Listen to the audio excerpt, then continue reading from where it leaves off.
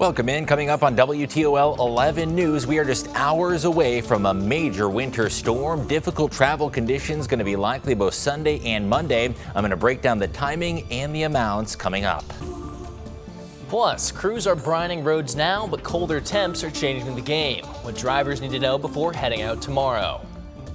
And federal agents have fatally shot a man in Minneapolis during a major immigration enforcement operation, sparking outrage from officials and protests in the streets. Well, welcome into WTOL 11 News at 6. I'm Michael Sandlin. Thank you so much for spending some of your time with us this evening. We'll get to all those top stories and more in just a moment, but first, let's bring in meteorologist John Birchfield. John, we're now just hours away from our biggest winter storm system in years. How much snow are we expecting and what's the timing? Yeah, Michael, we're still expecting a swath of widespread 7 to 10 inch amounts, and it is going to be an all-day snow day on Sunday with heavy snow moving in tonight and those first flakes flying around midnight. Winter storm warnings have been issued now for every single Ohio county up towards Monroe County. And if you live in Hillsdale and Lenawee counties, you're under a winter weather advisory. There is still going to be a good amount of snowfall, just not quite as much. Now, if you want a more in-depth forecast, we've got that coming up right around 7:15 p.m. live on our YouTube page and on WTOL 11 Plus. Would love to have you tag along there as well. Winter storm warnings essentially coast to coast from New Mexico all the way up towards New England. A number of states feeling the wrath of this winter storm. Low pressure is near the Gulf. Snow is moving into the Ohio Valley, and some states like Texas and Oklahoma are not all that used to this type of snow. Snow is starting to push towards Indianapolis right now. A few flakes could fly late this evening, but in terms of accumulating snow, that holds off until well after midnight. Now, if you want to check radar from the palm of your hand, scan that QR code right there. That'll get you our free WTOL 11 weather app, and it's a great way to check radar and also exclusive video updates from the palm of your hand. Snowflakes start to fly by midnight. Heavier snow moves in right around daybreak Sunday morning, and I expect an essentially all-day snow day with snow prevailing through the afternoon, finally wrapping up in about 24 hours. Right around 7 o'clock p.m. is when that snow is going to be ending. I have the latest data and snowfall map coming up in just a few minutes. Michael? All right, John, we'll see you then. If you need a warm place to stay, St. Paul's Methodist Church is one of the places open overnight tonight, tomorrow, and Monday. That's for both singles and couples. Beach House will also be open for families. Daytime shelters will be open this weekend as well at St. Paul's Community Center and Beach House. Keep in mind, warming centers are separate from shelter waitlists and do not provide beds. Another risk in the cold, frostbite. But how do you know if you're suffering from it? The Cleveland Clinic explains that frostbite happens in 3 stages. It would start with feeling cold, sore, and general pain. Now, if you don't get inside soon, you'll start to feel like pins and needles are poking you. And the final stage is numbness. If you're outside and starting to lose feeling in your fingers or toes, it's time to get inside and warm up. And with the storm expected to move in soon, local plow drivers are already preparing to keep drivers safe. They say when and how they respond can make a big difference once the flakes start falling. Dominique O'Neill joins us in studio. Dom, what can you tell us? Well, Michael, I can tell you that I spoke to John Enderlin, a local plow driver who does parking lots in neighborhoods. He says guys like him right now are checking trucks, loading salt, and preparing plows ahead of this upcoming snowfall. Enderlin says preparation often begins days in advance, closely watching forecasts to decide when to pre-treat roads. Timing is key. Enderlin says a storm that starts overnight can allow crews to get a head start, while snow during the morning or evening commute presents added challenges. Drivers are also urged to slow down, give plows plenty of room, and be patient as crews work. Let the plow trucks do their jobs, because we don't always see you. I know you see us with our flashy lights and everything, but we don't always see you, and a lot of times we make wide turns, or we'll make a quick turn, or the snow might pull us, and we can't stop as quickly as a car can. So the less people that are on the roads during larger storms definitely help us do our jobs. And coming up tonight, 11, we'll catch up with some drivers about how they're staying safe during this winter weather. And plow drivers also say early preparation, both by crews and drivers, can go a long way in keeping roads safer once winter weather arrives. Reporting in studio, Dominique O'Neill, WTOL 11. All right, thank you, Dom. And to get on top of the storm, Lucas County engineers are already underway with preparations to make the roads as safe as possible. Lucas County engineer Michael Panuski says they've already put down brine on the roads, which is a mixture of salt and water, in places where you don't see a lot of blowing and drifting. He says they have 11 salt trucks planning to head out at midnight, but when it comes to roundabouts and intersections, salt won't be the only thing they're laying down. Salt doesn't work at temperatures below 15 degrees, so we really won't be applying a lot of salt because it's really not effective. What we have is some materials that can work in colder temperatures, and they're a little bit harder to come by, so we'll put them at intersections, roundabouts, curves, areas where there's more opportunity for people to slip. The Lucas County engineers also urge people to stay in if they can tomorrow and go out for groceries and supplies tonight instead ahead of the storm. They want to remind everyone to take your time on the roads and don't crowd those plow trucks. And you can track the cold and upcoming snow right along with our WTOL 11 weather team with the WTOL 11 weather app. From interactive radar to the hourly forecast to traffic alerts when the snow starts to fall, you can have it right on your phone wherever you go. It's a free download in your phone's app store, and it's updated every day, multiple times a day by our very own weather team. A Wood County man is facing charges after a 15-year-old girl was shot and killed. This happened late last night around 10:45 at a Northwood home on Lake Point Drive. According to a press release, Lake Township Police were called there and found the 15-year-old dead from a gunshot wound. 18-year-old Jacob Heitzelman was arrested and charged with reckless homicide. No word this morning on what led up to that shooting. A man shot by federal agents this morning in Minneapolis has died. The Department of Homeland Security says the man was armed and the agents acted in, quote, self-defense. The Minneapolis police chief says the 37-year-old man is believed to be a U.S. citizen. State and federal law enforcement officials identified the man to be Alex Preddy. DHS has not said what led up to the shooting. It's also not clear whether the man was holding the gun when he was shot. Minnesota Governor Tim Walz said he has spoken with the White House about the incident, which he described as sickening. Well, as I said last week, this federal occupation of Minnesota long ago stopped being a matter of immigration enforcement. It's a campaign of organized brutality against the people of our state. And today that campaign claimed another life. During this operation, an individual approached U.S. Border Patrol agents with a 9mm semi-automatic handgun. The agents attempted to disarm the individual, but he violently resisted. Fearing for his life and the lives and safety of fellow officers, a Border Patrol agent fired defensive shots. Walz has also called for President Trump to end the operation and pull thousands of federal officers out of the city. City leaders are urging the public to remain calm. Former Canadian Olympic snowboarder Ryan Wedding has been taken into custody. Wedding was on the FBI's 10 most wanted list for allegedly running a transnational drug trafficking operation. The FBI had a $15 million reward for his capture.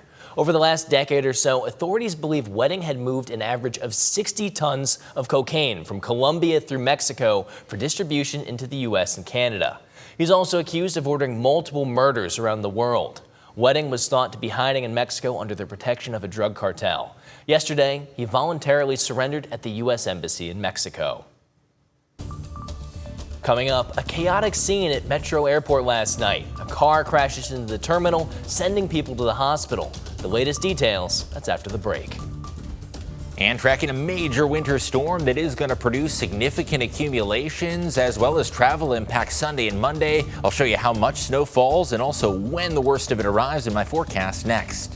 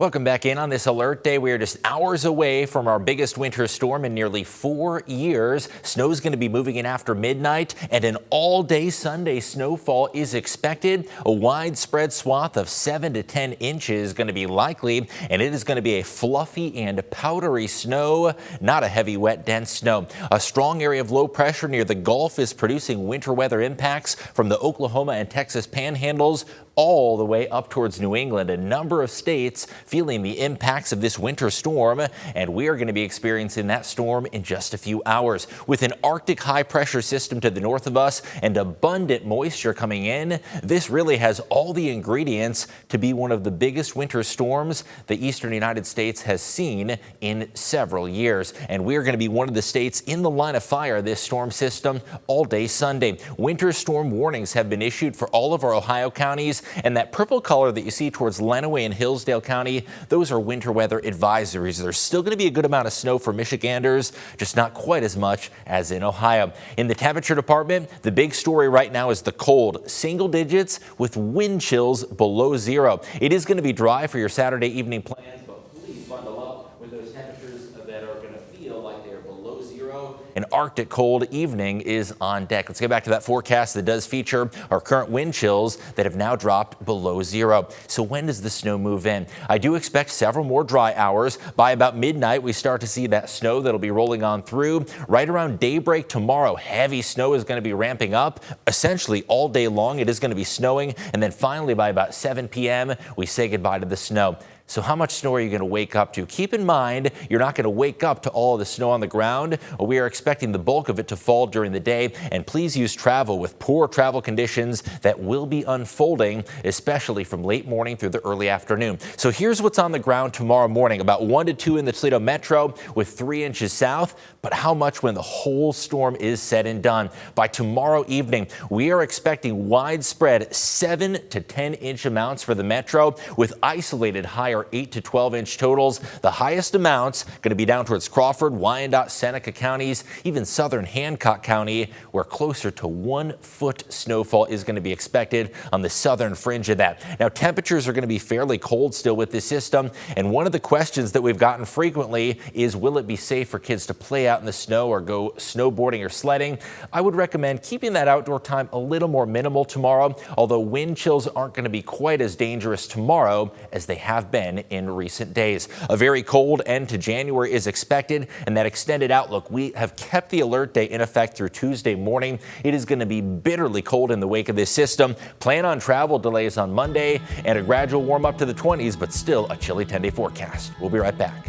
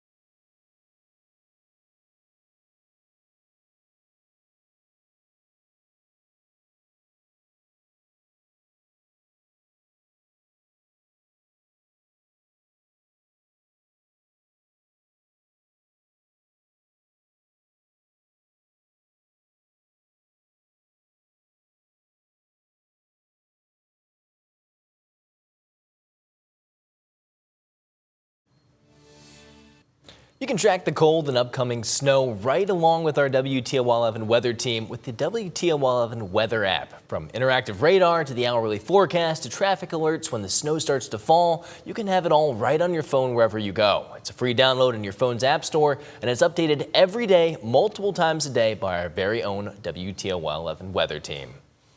And if you have a flight booked today or this weekend, you're going to want to check it to make sure it's still heading in the air. Several airlines are allowing passengers to rebook or cancel flights because of the winter storm. United, Delta, American, and Southwest Airlines all released travel advisories. They're offering options for customers to change plans if they were scheduled to travel over the next few days.